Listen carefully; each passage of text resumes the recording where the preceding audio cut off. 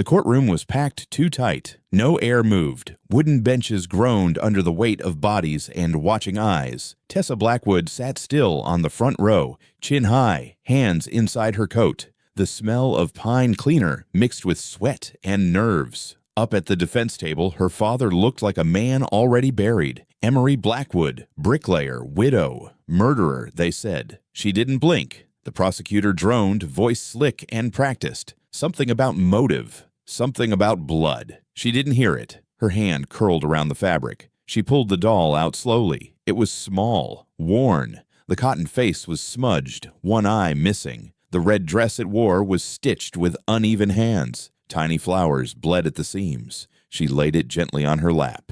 The judge paused mid-sentence. The jurors stared. Across the room, the sheriff stopped chewing and sat up straight. He saw the doll. Tessa didn't look away. Beside her, an older woman hissed, "Put that thing away!" Tessa didn't move. The sheriff's face stiffened like he'd swallowed glass. His boots tapped once against the floor. The prosecutor cleared his throat, kept talking. Tessa ran her thumb over the hem of the dress. Just once. The way her mother used to do it when folding laundry. When recess was called, everyone stood fast like the benches were on fire. Tessa stayed put. Then she rose, turned, walked past the wooden railing, past the pews, past whispers. The sheriff waited by the side door. She didn't slow. "Girl," he said.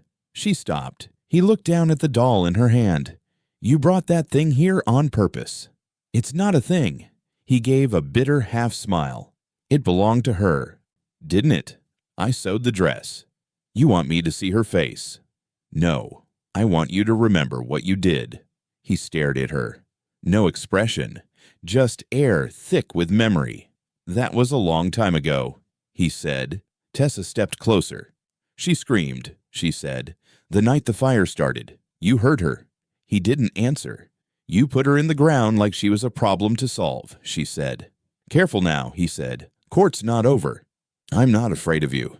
He tilted his head. "You should be." Tessa blinked once, then walked past him. In the hallway, two deputies leaned against the wall, pretending not to watch.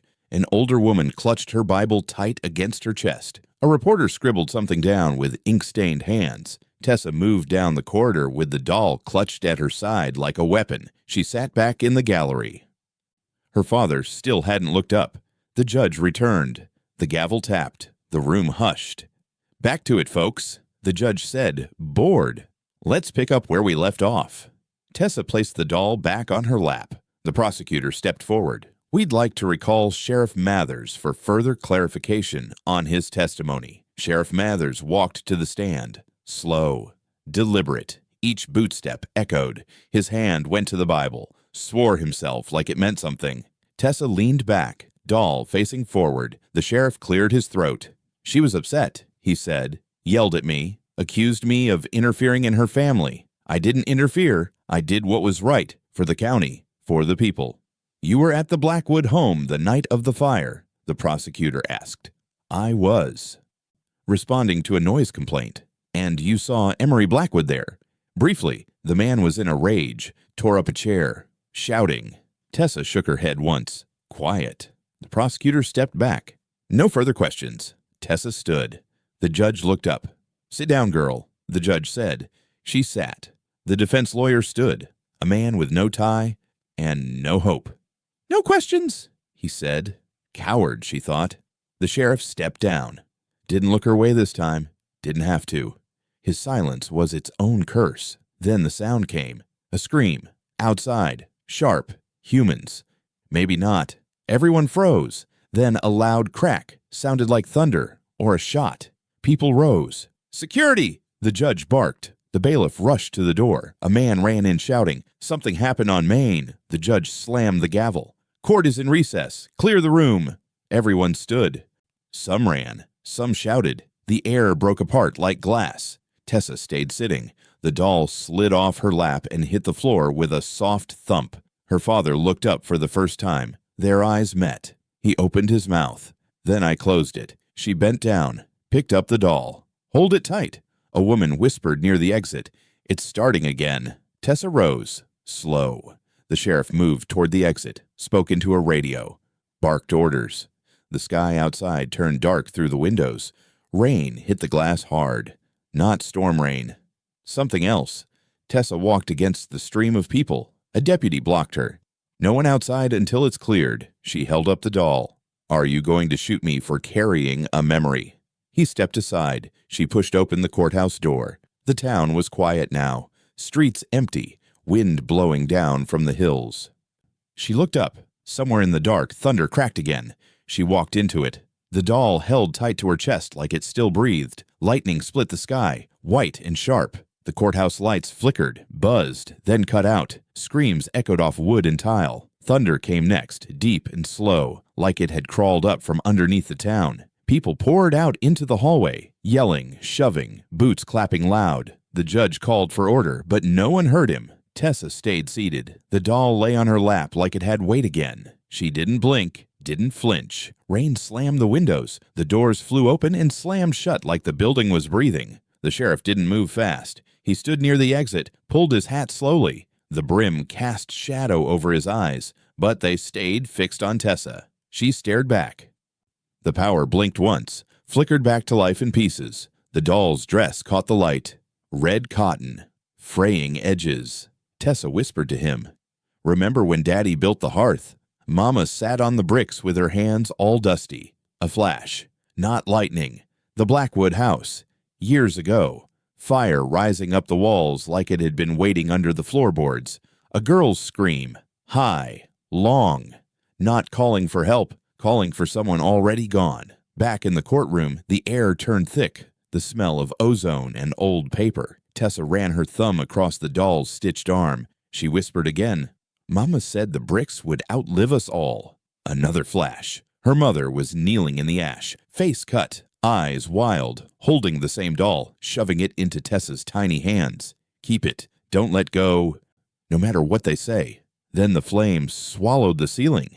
The thunder cracked again. The present returned like a slap. The room was nearly empty now. A few deputies stood near the exits. One man kneeled by a passed-out woman, fanning her with a torn flyer. Somewhere distant, sirens started. Not the town kind. Bigger. The sheriff stepped toward the aisle. Tessa stood. He stopped walking. She held the doll higher. Not like a threat, like a mirror. He turned without a word and walked out the side door. Outside, the rain fell sideways. The wind carried dust and grit and the scent of something electric. Down near the lot behind the courthouse, an old truck idled with its lights off. Inside, a man in a dark coat sat beside the sheriff. "You said it was handled," the aide said. "She wasn't supposed to come," the sheriff muttered. "You see what she had with her?" "I saw." The aide leaned forward. "She brings the doll again. This whole thing folds. She's 17. She doesn't know what it means." "Are you sure about that?" The sheriff looked at the rain. "She's her mother's child." "That ain't a comfort." Silence. The storm shook the truck. The engine rattled. "I warned you," the aide said. "I told you this trial was glass, thin, sharp. You bring in family, you start stirring graves." "She was a ghost, not a witness." The aide hissed through his teeth. "Not if the girl disappears before the verdict." The sheriff's hands tightened on the wheel. "I mean gone," the aide said. "Not dead, just not here." The sheriff didn't answer. The aide nodded toward the courthouse. "You don't fix this. Governor pulls funding. The sheriff's department becomes a nameplate.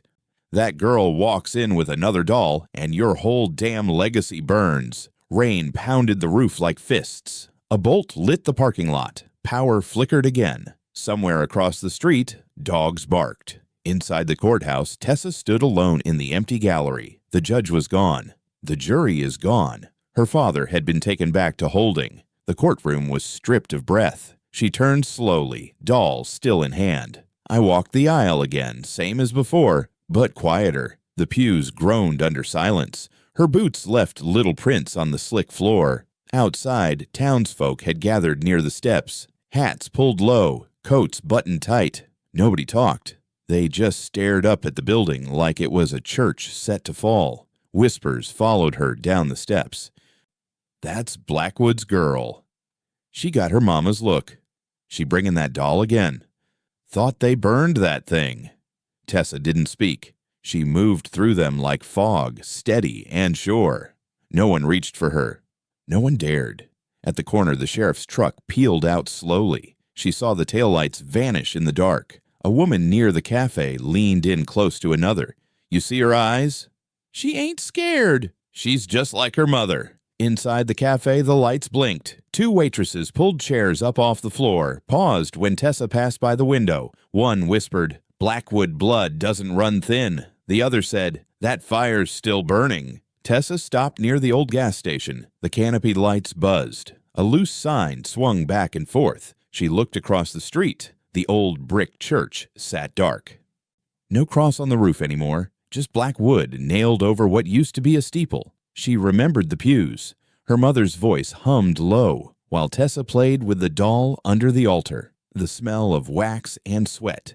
The way the sheriff used to sit in the back row, hands folded like he believed something. Tessa turned. The rain had softened. Just mist now. She pulled the doll tighter to her chest, whispered again, "I didn't forget." Then she walked down the hill, slow, toward the only house left that still had their name carved in the bricks. Tessa walked the road barefoot. Mud clung to her toes. The rain had thinned to a mist, but her chest still pulled tight like she'd run the whole way. The doll bounced against her ribs, tucked in her coat. Wind tugged at her hair. She didn't look up. The mailbox was gone.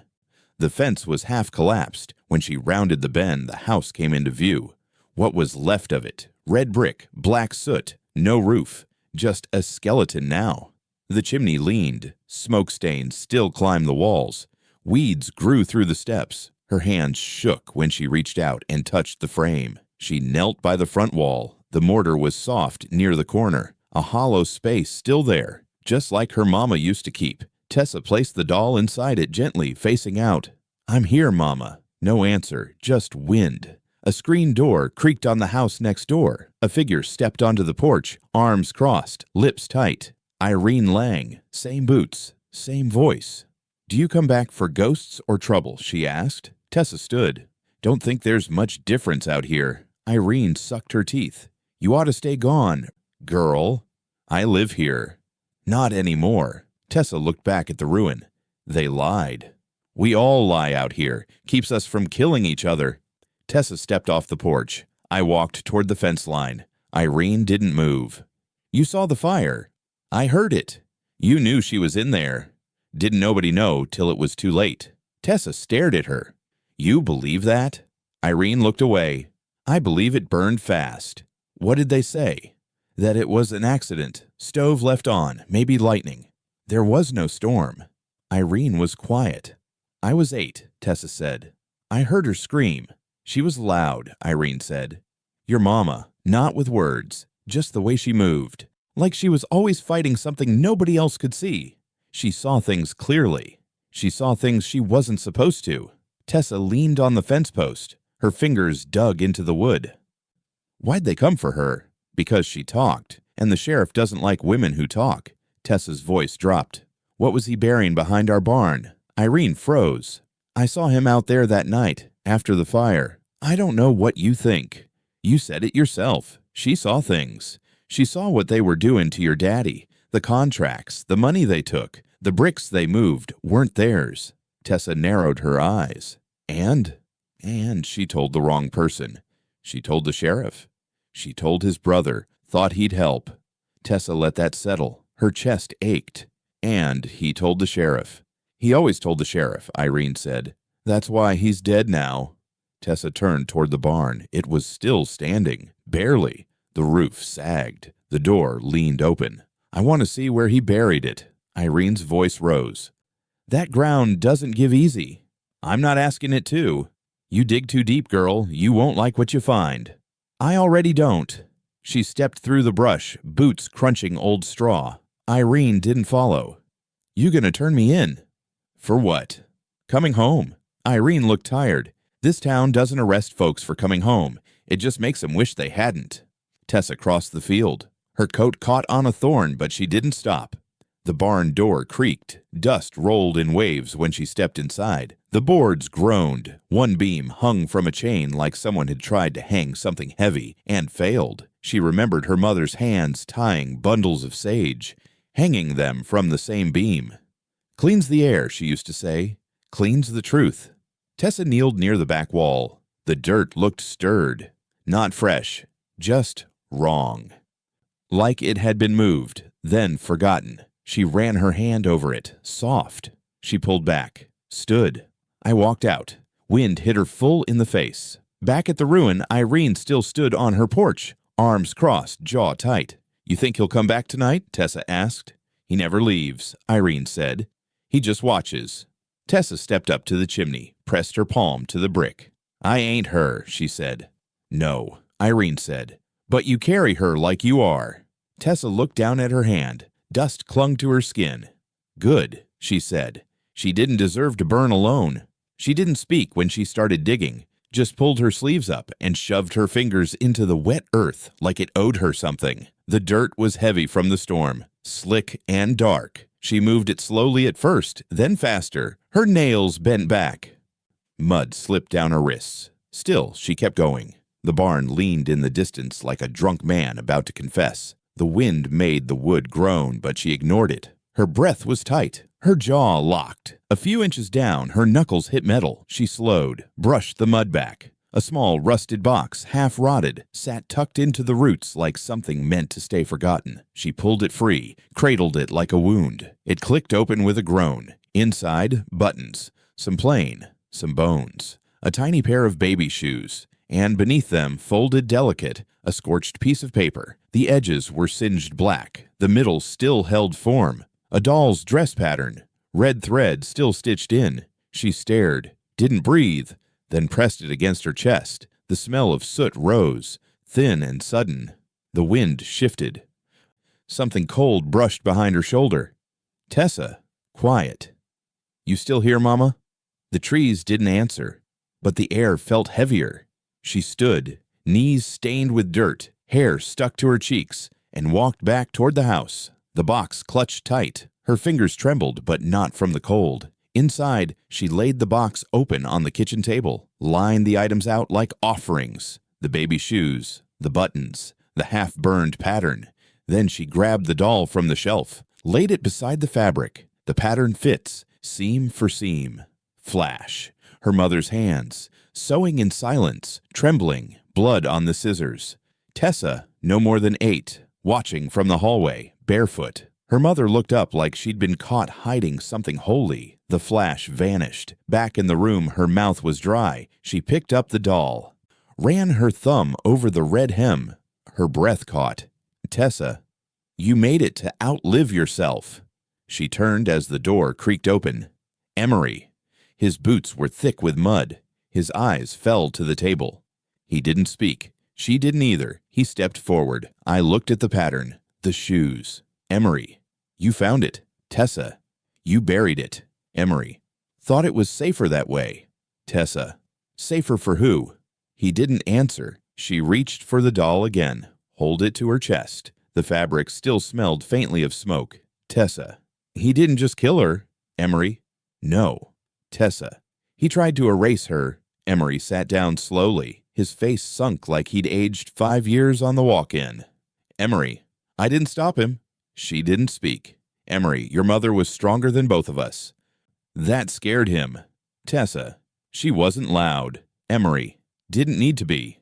They sat there for a while, just the hum of the fridge and the wind whistling faint through the cracks. Tessa laid the doll back down. Outside, something shifted. A branch, or breath. Tessa moved to the window, peered through the glass. Nothing, just trees. But her stomach tightened. She stepped back. Emery. "They're watching now." Tessa. "Let them." Later that night, when Emery was asleep and the house was quiet, she lit a candle, set the doll in front of it. The fabric caught the light and glowed like coal. She pulled out a scrap of fresh cloth, red, laid it beside the pattern. She picked up a needle, threaded it. Her fingers moved slowly, careful. Each stitch whispered something older than language. Each stitch said, "You were real. You were here." The next morning, she returned to the barn. This time, she didn't go behind it. She went beneath it. The boards creaked as she pulled up the slats. Dust is thick, air stale. She crawled under. Tessa, whispering. He buried more than memory. She dug again, hands raw. Found shards of a teacup, a leather strap, something that looked like hair but felt like thread. She stopped, then dug deeper. Another box. No lock. Inside, buttons again. A piece of scorched lace, and a small red ribbon. She held it up. Tessa. Mama. Wind again. This time it hissed. The barn creaked louder. She climbed out, box in hand. Back inside, she added the new findings to the old. The table looked like an altar now. She sat. Tessa. It wasn't just you, was it? The doll stared back. Flashback. Her mother. Burning something in the fireplace. Crying. But quiet. Like tears didn't need sound. Tessa, younger, reaching toward the flames. Her mother grabbed her wrist. Hard. Mama. Some things are meant to burn.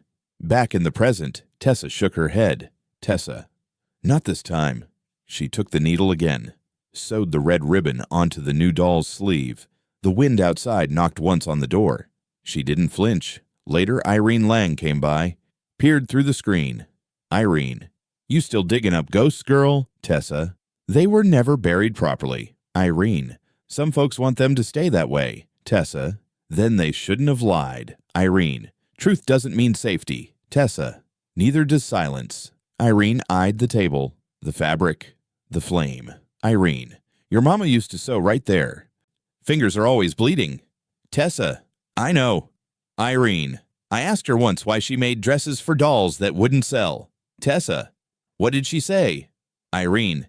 Said the dolls ain't for buying, they're for remembering. Tessa nodded. Irene. You be careful, child. That memory you hold, it cuts. Tessa. So did her scissors. That night, the barn door slammed on its own. Tessa didn't go check. She stayed by the table, sewed through the night. By morning, the second doll was done. It wore a red ribbon, the lace sleeves, and a stitch across the chest. Uneven, but strong. She placed it on the shelf beside the first. Both stared forward, unblinking. She lit another candle, then walked out the door. Barefoot, no coat. The wind followed. She didn't look back. Dead quiet. Tessa stepped over the ditch near the cattle road, her boots sinking into wet grass. One hand gripped the rusted lantern. The other cradled the doll against her ribs. The barn lights at the sheriff's property had gone out hours ago. Now, only the glow of the lantern cut through the dark. She moved slowly, not for stealth, but because the land here felt wrong. Fences leaned like they didn't want to stand anymore. Old car parts sat piled like monuments. Cracked doors, busted fridges, rusted buckets. The smell of motor oil mixed with something sweeter underneath, like something rotten had tried to hide. The wind pushed at her back. The doll's dress fluttered once, then stilled. She passed the empty livestock pen. No sound, no dogs barking, no frogs even, just the creak of the lantern chain and her breath in her throat. Then she saw them. Past the bent tractor in a pile of sheet metal, stones, small, crooked, scattered in a tight patch behind the last shed. Some were chipped, some flats. No names, no flowers, just a handful of rocks stuck in the ground like teeth. She walked to the middle, stopped, raised the lantern. The grass was worn down in circles, as if someone visited or stood. She knelt, set the doll gently on one of the stones. Was this your sister, Mama? Her voice barely carried. The wind dropped out completely. Then, boots behind her, slow steps in dry dirt. You don't walk this far alone, the sheriff said, calm. Unless you want to be found. Tessa stood, turned. The lantern lit half his face. He wore his coat open, holster visible, no badge tonight. I figured you'd show up, she said. He didn't blink. You dig anything else up back there? Enough. You came to accuse me. I came to remember. His lip twitched. Ain't nothing worth remembering out here. You tried to kill her name. I killed a ghost, he said. You're what's left. She made this doll so I'd never forget. You don't know what she was. I know what she became, because of you. They stood facing each other. Only the lantern moved, its light shaking across the dirt. You think people care what your mama sewed? He asked. I think people forget too easily. She was in trouble. She was the truth. He stepped closer. You don't know the cost of what she stirred up. I do now. You got no idea. You buried children back here. He didn't deny it, just looked past her. At the doll. You think I won't throw that thing in the fire? She stepped in front of it. Touch it, she said, and I'll put your teeth in the dirt next to hers. He moved fast, grabbed her by the wrist. She swung the lantern, hit his shoulder. He grunted, dropped it. Flames snuffed in the grass. Darkness swallowed them. He grabbed the doll. She lunged, bit his hand hard. Jesus! He let go. She shoved him back. He staggered. His boot slipped. The ground cracked. A hollow sound. Soft crumble. He stepped again. More cracking. What the hell? Tessa stood still. I watched his foot sink half an inch. Don't move, she said. He froze. The soil around him shifted. What is this? He asked. You tell me. It's your graveyard. The crack widened. A smell lifted. Wet rot. Mold. He looked down, saw the edge of old boards under the dirt. Round shape. Circular. That's a well. She nodded once. You knew? I hoped. You crazy girl. I'm my mother's daughter. He backed up slowly, foot by foot. The ground held. Barely. The doll lay between them. Mud soaked into its dress. You planned this? I followed her. He stared at her, breathing hard. You think anyone's gonna believe you? They already do. They just ain't said it out loud yet. He spat into the dirt. This town won't change. It does when you rot out of it. He took a step forward. Pick up that doll, he said. Tessa raised her chin. No. He moved, fast again, but slower this time. Tired. She grabbed the doll before he reached it, stepped back, hold it to her chest. I got everything I need now, she said. He didn't chase, just stood there, breathing through his nose. You dig up what you want, he said, but the more you dig, the worse it gets. That's the point. You want to burn this whole county? I want them to know it was already on fire. She turned. I started walking. You think you're strong 'cause you remember, he said behind her. But memory ain't armor. It's poison. Tessa didn't stop. She passed the shed, the pen, the fences. The wind picked up again, the smell of old rain. Behind her, the sheriff didn't follow. He just stood there, under the dead stars, in a graveyard full of names he never said out loud. Tessa came before the first light. The wind hadn't started yet. The field was silent except for her boots crunching brittle grass. She carried a rope, a lantern, and the scarf she wore the night her mother died. Her hands were raw from digging the night before, but she didn't slow down. Her mind was locked in a rhythm. Steps, rope, memory. Steps, rope, memory. The well waited for her in the middle of the back field, just past the tree line, where the soil had caved beneath the sheriff's boot, where the breath of the ground had shifted in front of her like something underneath had rolled over in its sleep. She dropped the rope first, listened. I heard it tap wood about 12 feet down. Not deep enough for water, just a hole dug once and forgotten. She tied the rope to the fence post, tested it tight. Then she clicked the lantern on, slipped it into her coat, and lowered herself down slowly, boots scraping the walls. The inside was colder than she expected, not from air, from time to time, from the kind of quiet that wraps around a person's ears and makes everything louder inside their own head. When she reached the bottom, the dirt was damp and smelled like mold. She clicked the lantern higher, wood and stone, collapsed timbers half buried. She crouched, ran her hand across the floor. The first thing she touched was cloth, flannel, blue and white, singed at the edges, folded into itself like someone had tried to tuck it away. She lifted it gently. It fell open in her hands. A baby's blanket. She froze. The pattern was familiar. Her mother's. Same block-stitched corners, same broken thread near the seam. She whispered, "No."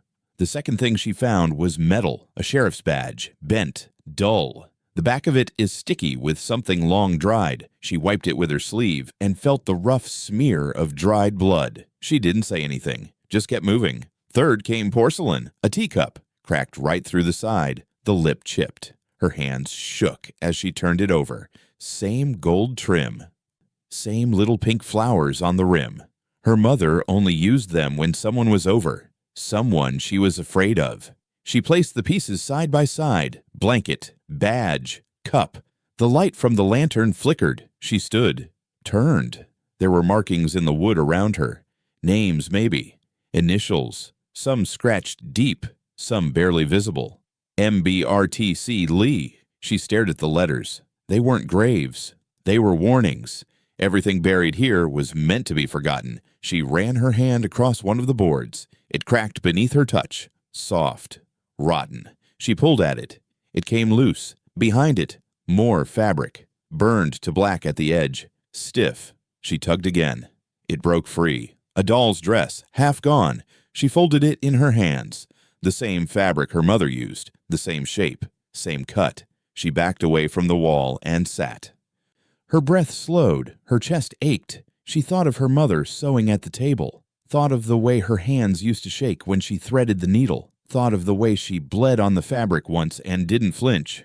She thought of the fire, the screams, the silence that followed. She stood up. I gathered everything, wrapped it in her scarf, tied it twice, then started the climb back out. When she reached the surface, the sun was barely climbing over the ridge. She turned back to the well, stared down into it. "You don't keep secrets," she said. "You remember."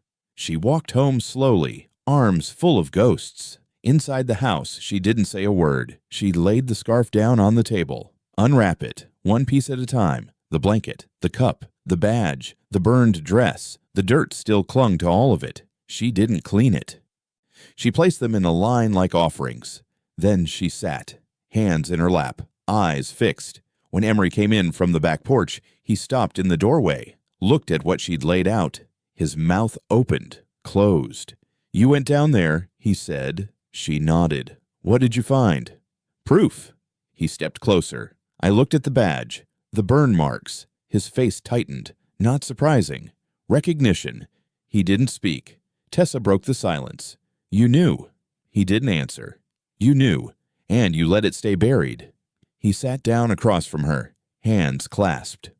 "I was scared," he said. "You were a man." "Doesn't mean I wasn't scared." He buried them there, all of them. Emery looked away. "Not all." She waited. He didn't speak again. Tessa stood, picked up the burned dress. "Hold it to the lantern light."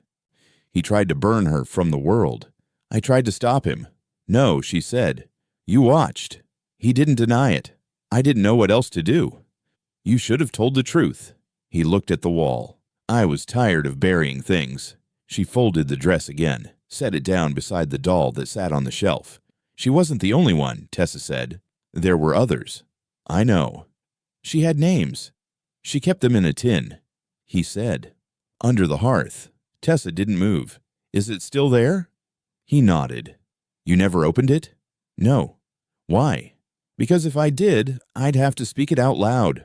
She walked to the fireplace, got on her knees, pulled the old brick loose. The tin was still there. She opened it. Inside, folded paper, tiny scraps, each one with a name, a date, a location, 16 total. She laid them out on the floor. "I'm not letting them stay buried," she said. Her father didn't stop her. She read the names one by one. Elsie Parrish, June Lee, Cora Vance, May Carter. They filled the room like a breath. Her voice didn't crack, not once. When she was done, she packed them back into the tin. I walked to the kitchen, set it beside the other things. She looked at the doll. "You weren't the first, Mama." She looked at the badge. "But I'll be the last." She turned to her father. "You gonna help me?" He looked at her. Long. Yes. That night, she slept with the well still open behind the barn. The rope is still tied. The past is no longer buried, not beneath dirt, not beneath names, not beneath fear. She dreamed of fabric that didn't burn, and voices that didn't stay silent. The courthouse smelled like polish and nerves. The kind of air that hadn't moved in years. Fans turned slowly overhead, but they didn't help. Folks were packed tight, elbows brushing, eyes darting. The sound of papers rustling and chairs creaking filled the silence between legal language. The defense attorney said something about lack of motive. The prosecutor countered with photographs and timelines. The judge pretended to care. The jury sat stiff, half of them not even listening. Then the door opened. Tessa walked in, boots caked with dried mud, her hair pulled back with a leather tie. She carried a cloth-wrapped bundle in both hands, pressed close to her chest. She didn't speak, didn't look at the pews, just walked down the aisle like the room belonged to her. The defense lawyer stood halfway up. "Miss Blackwood." She passed him. The judge leaned forward. Young lady. She reached the front table, unwrapped the cloth, set each item down slowly, one by one. The doll, the sheriff's old badge, the half-burned dress pattern, all lined up, clean and deliberate. Gasps echoed across the room. The sheriff shifted in his chair. The jury leaned in. Tessa didn't blink. She turned to the judge. I want to testify. You're not on the list, he said. Neither was my mother. Silence dropped. The judge leaned back, tapped his pen against the gavel, but didn't strike it. The prosecutor rose. Your Honor, this is completely irregular. She's not sworn. She's not approved. She's blood, Tessa said. That makes me more qualified than most in this room. She's here to create spectacle. No, she said. I'm here to end one. The judge stared at her, hard, but something in him cracked. Bring her up. A murmur moved through the benches. The prosecutor stepped aside. Tessa walked up to the stand, took the oath without flinching, didn't use the Bible, just raised her hand. I swear. She sat. The defense attorney stayed seated, like he already knew his voice wasn't needed. The judge cleared his throat. You may speak. Tessa didn't start soft. My name is Tessa Blackwood. I'm the daughter of Emery Blackwood, the man you're trying to hang for a death this town orchestrated. The prosecutor stood again. Objection. Sit down, the judge said. Tessa looked at the jury. You've all heard what they wanted you to hear. Pieces, chunks, a version of the story shaved down so it fits in folders and photos. But that ain't the story. That's the cover. She pointed at the doll. My mama made that for me the week before she died. She told me to keep it with me, that if they tried to burn her name, I'd remember it for her. She held up the pattern. This was in a box buried behind our barn, same as the sheriff's old badge, same as a child's shoes, same as a woman's teacup. Things meant to disappear. The sheriff didn't move. Tessa kept going. You want to talk about motive? My daddy didn't kill out of rage. He was killed out of silence. The silence this town expects, the kind that swallows women and girls when they speak too much or remember too well. She turned her eyes to the judge. My mother wasn't a threat. She was a witness. Miss Blackwood, she knew what the sheriff was doing. The land deals, the ghost money, the shifting deeds. She told his brother. You remember his brother? The one my daddy supposedly murdered without cause? The room tensed. She told him. He promised to help. 2 weeks later, she was dead. In our house. In a fire they called accidental. The prosecutor rose again. She has no documentation, no record. She's the record, someone whispered from the gallery. Tessa turned toward the sound. It was Irene, standing at the back of the room. Tessa turned back to the jury. I remember the smell. I remember the sound, the screaming. And I remember the sheriff at our back door after midnight, with dirt on his hands and a shovel over his shoulder. The sheriff rose slowly. She's lying. No, she said, locking eyes with him. I'm remembering. You were 8, and you were already corrupt. The sheriff stepped forward. The bailiff moved fast, hand near his holster. Enough, the judge snapped. Sit down, sheriff. The sheriff turned slowly. Sat. Tessa didn't move. They say my mama was unstable, but unstable women don't sew red dresses for their daughters with perfect stitches. They say she was hysterical, but hysterical women don't collect ledgers and file names. They say my father was angry. He was, but he didn't swing first. She nodded toward the sheriff. He did. The courtroom was silent. The governor's aide stood from the front row, slipped out the side door. No one tried to stop him. The judge leaned forward. Do you have any further evidence? Tessa shook her head. No papers, no signatures, just names, ones you've buried for years. Name them, someone whispered. Tessa nodded. She pulled a folded list from her pocket. She read, May Carter, Elsie Parrish, Lorna McVeigh, June Lee, Nora Vance, Ruth Toller. She looked up. All of them spoke up. All of them vanished or burned or bled. And none of them mattered. Until now. The jury didn't move, but their eyes had changed. The judge tapped his gavel once. We'll take a brief recess. Tessa stood. I gathered the doll, left the rest on the table. As she passed the sheriff, she paused. You gonna kill me too? She asked. He didn't answer. She smiled. Just a little. That's what I thought. She walked back down the aisle. People stepped out of her way. Someone clapped once. then stopped, too soon, but it was enough. Outside, the air had shifted, wind from the north now. Tessa didn't speak. She just stood at the bottom of the steps, waited for the truth to catch up, and this time it didn't feel far behind. The courthouse door swung open slowly, hinges groaning like the wood remembered too much. Tessa stepped through first. Her father followed. Emery Blackwood looked smaller than he had going in, hollowed out, skin looser on his face, eyes sunk deep. He didn't speak. The sun hit him like it wasn't supposed to. Tessa stopped halfway down the steps, turned back toward him. He looked out across the town square like he didn't recognize it. Then her arms went around him. Tight, not graceful, just held. "You shouldn't have done it," he said. "I had to. They'll come back. I'm not afraid." He didn't hug her right away. He just stood there, arms by his sides like bricks that never set right. Then finally one hand moved, then the other, and he folded into her, like the weight of the last 10 years had finally asked permission to fall. The reporters stayed at the curb, watching. Some had cameras, some didn't bother. No one crossed the line. Tessa took her father's hand and led him down the steps. Her boots hit the stone hard. The doll was back at the house, resting on the shelf above the stove. She didn't need it today. They didn't speak again until they reached the truck. He opened the door slowly, sat without looking at her. She slid in beside him. He stared out the windshield, not at anything. "They still think I did it," he said. "I know."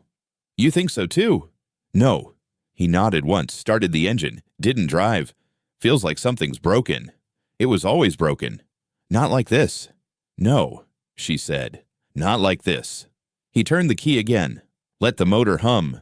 They drove home in silence. The road kicked dust behind them like a ribbon coming undone. That night, the sky turned orange before anyone smelled smoke. It wasn't their house this time. It was the sheriff's office, the old brick building on the corner of Main and Pine, the one with the rusted radio antenna and the cracked concrete steps. It started from inside. No explosion, just fire. Slow at first, then fast. Windows cracked, then shattered. By the time anyone shouted, it was too late. Tessa stood at the end of the street, Emery beside her. They watched from the bed of the truck. No one called for help. No one moved to stop it. A few people came out of buildings, just stood there, watching. The sheriff wasn't inside. She knew that already. "You think he lit it?" Emery asked. "No." "Somebody do it for him?" "Maybe." "You scared?" "No." He looked at her. "I used to be," she said. "Now I'm just waiting." "For what?" "For someone else to say something first." He nodded, lit a cigarette with shaking hands. "You want one?" "No." Smoke drifted between them. She didn't say anything more. By morning, the fire had burned itself out. The walls were black, but the building stood. Half of it. One door is still hanging. The flagpole is still up, the flag gone. Deputies sat in folding chairs on the sidewalk. One had a busted nose. The other wouldn't make eye contact. No badges on their shirts. Just plain clothes now. Tired boots. Burnt coffee in a chipped mug. Tessa walked past them without a word. The sheriff was gone. Picked up overnight. The paper didn't say why. Just 3 lines on page 2. Local officials under investigation. Allegations of misconduct and misuse of state funds. No further comment. But the town knew. Whispers said he'd been keeping 2 books. One for show, one for the real numbers. Bribes, land transfers. Missing payments from the flood grant 5 years back. Said he paid silence with envelopes and fear. Said he used the badge to bury more than bodies. No one came to his defense. Not even the governor's aide, who disappeared the day after the trial broke open. Word was he left town in the middle of the night. Didn't tell his wife. By the end of the week, 3 other names got mentioned in the same breath. People started digging again, but not the kind of digging with shovels, with stories. Tessa heard them everywhere, in the diner, in the church hall, at the feed store. They came in fragments. "That boy never ran away. I told you." "She had bruises on her arms. I saw 'em. My cousin said the sheriff bought his truck in cash. No plate." She wasn't crazy. She just wouldn't shut up. The names came next. Names that hadn't been spoken in years, or ever. Elsie Parrish, burned in her own root cellar. May Carter, died of exposure behind the school. Lorna McVeigh. I walked into the river and didn't come out. All women, all too loud, all gone too quiet. Tessa wrote the names down on scraps of paper and kept them folded in her coat pocket, like kindling, like they needed air. She took the list to Irene. Irene didn't act surprised. "Your mama knew 'em all," she said. "Does she write anything down?" "No, she wasn't stupid. Does anybody else remember? Most folks pretend not to." "I won't." Irene looked at her. "Then you better be ready to hear it all." "I am." "No, girl, I mean all of it. Even the pieces that won't sit right." Tessa nodded. Irene poured coffee into a cracked mug and lit a cigarette. She told her the first story that night. It wasn't clean. It wasn't pretty. Tessa wrote every word. The graves got cleaned first. By women. Mostly. Tessa watched from the edge of the cemetery as 6 of them, some she knew, some she didn't, brought buckets and brushes and old rags. They scrubbed stone that hadn't been touched in years. Some of the markers didn't even have names, just rocks. They marked them anyway. One woman planted violets. Another left 3 buttons tied in string. No one said why.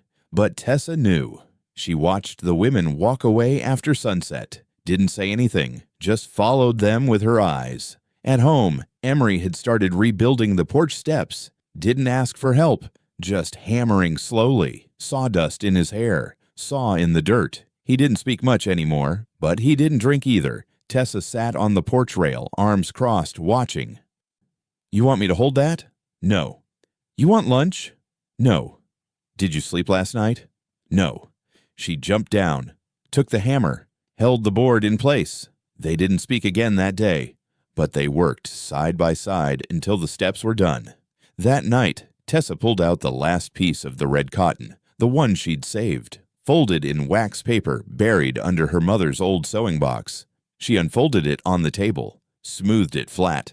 The pattern was still there, traced in pencil, light, just enough. She picked up the scissors, cut clean, then threaded the needle. She didn't copy the old doll. Not exactly. This one was new. Shoulders wider. China is stronger. She stitched slowly, with both hands. No rush. The mouth she gave it wasn't just a line. It was open, like it might speak. By the next morning, someone had painted a red line across the doors of the church. Just one, from left to right. Eye level. Nobody washed it off. Nobody even mentioned it. Tessa stood in front of it, traced it with her finger, then turned and walked away.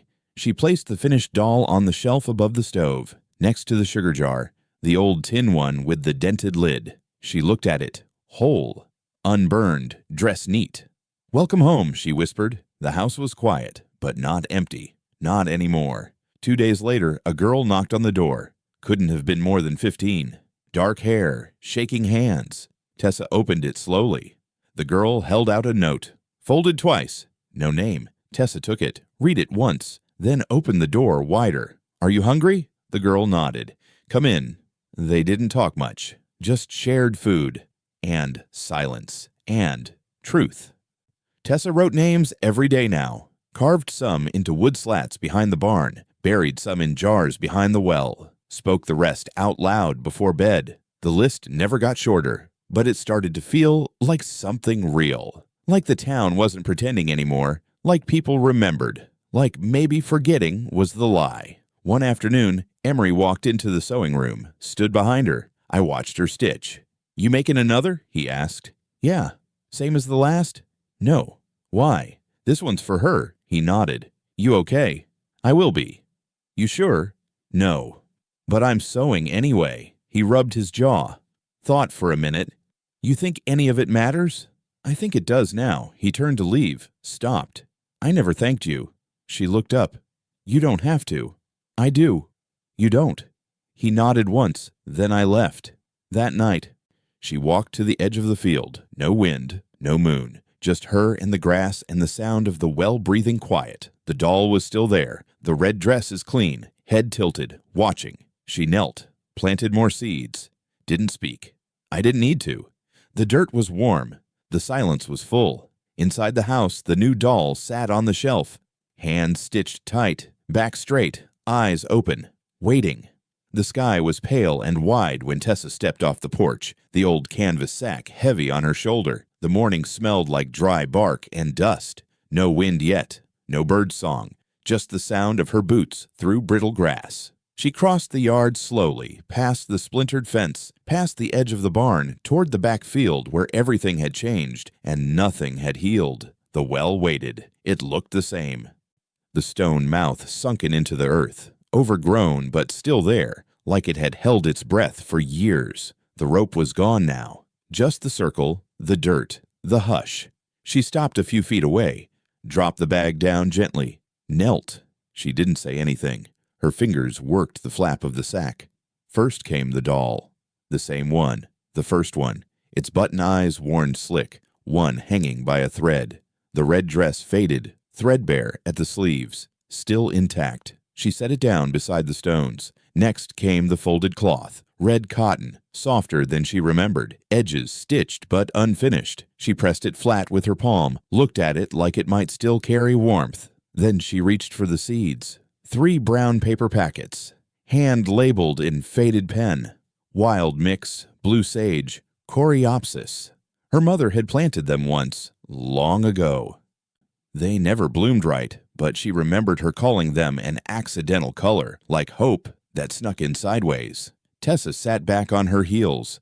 I looked around the field, no sound but breath, no movement but the sway of the tall grass. The house was behind her, out of sight now. The well was all that filled the space. She dug the first hole with her fingers. No shovel, just dirt under her nails. The soil turned easy, moist but not soaked. She pressed a small handful of seeds in, covered them, pressed the ground flat. She moved in a slow circle. Dig, plant, cover. Every so often she glanced at the doll. It sat still, watching. She whispered, "I didn't come to dig this time." The wind pushed against her shoulder like a hand. She didn't turn. She kept planting. The circle widened. Her knees pressed deeper into the dirt. "I came to plant you something." She opened the last packet, emptied the whole thing into her palm. Her voice dropped to a hush. "Something that doesn't burn." She scattered the seeds across the stone lip of the well. Let them fall how they wanted. Then she unfolded the red cloth, tucked it between 2 rocks near the doll, folded once, folded twice, pressed it down with a flat palm. She looked at the doll again. Mama used to say red meant still alive. She sat back, crossed her legs in the grass. She never explained it, just said it when she sewed. When I picked out the threads, her hands rested on her lap. Dirt clung to her wrists, her knuckles. She didn't wipe it away. Everybody thought she was quiet. Her voice cracked just a little, but she just whispered things that listened. The wind moved through the grass.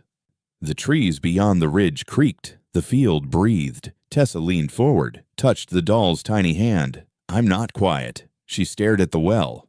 Not anymore. She stayed there a while, let the silence hold her. By mid-morning, the clouds rolled in slowly.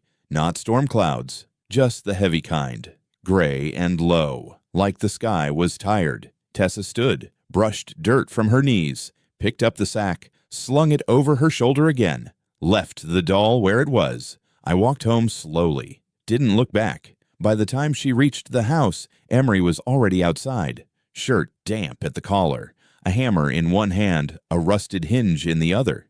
He'd been fixing the shed door, or trying. He looked up when he saw her. "You dig something else?" he asked. She shook her head. "Planted flowers." He nodded once, set the hammer down. "Good." She stepped onto the porch, dropped the sack by the door. "I left it there." He didn't have to ask what it was. He wiped sweat from his brow. "She always liked red," he said. "I know." He stepped inside. She followed. The kitchen was quiet. The table still held the new sewing box she'd salvaged from the attic, her mother's needles inside, a few faded spools. The one she needed, deep red, sat at the top, just waiting.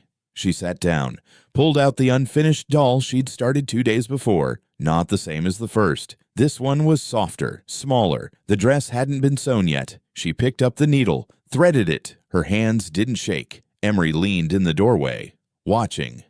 "You making another?" "Yeah." He rubbed the back of his neck. "You making it for you?" She didn't look up. "No." He nodded, didn't ask who. Just stepped away. The sound of a chair moving came from the living room, his boots across the floor. Then stillness. She sewed. Later that evening, a knock came at the door.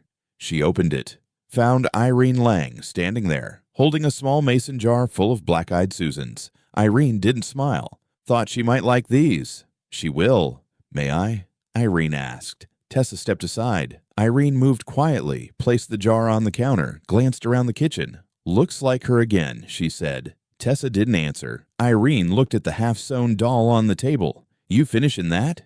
Yeah. For who? For whoever needs her. Irene's eyes narrowed. Then sew her strong. I am.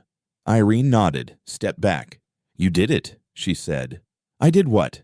You pulled it back into the light. Tessa looked out the window, toward the ridge. I just remembered. That's more than most. Irene left. Tessa sat back down, picked up the dress, finished the seam. The next day, kids came to the edge of the field behind the house. Didn't cross in, just watched from the fence. Is that a grave? One asked. No, the older girl said. It's a garden.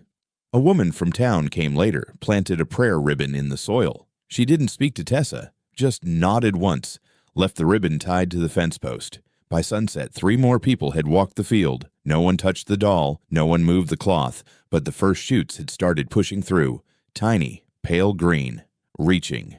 Inside the house, Emery sat at the hearth. The fire wasn't lit. He just watched it. Tessa sat on the floor, doll finished, dress stitched clean, red thread straight and even. She held it in her lap. Pressed her thumb over the hem, whispered one last thing. You're home now. Then she placed it on the shelf above the stove, beside the old sugar tin. Let it watch. Let it rest. The next morning, the wind came early, swept the field in wide circles, moved the grass, lifted the hem of the red dress, and the doll, still resting against the bricks near the well, didn't fall. It stayed upright. I watched the flowers grow, let the silence hold what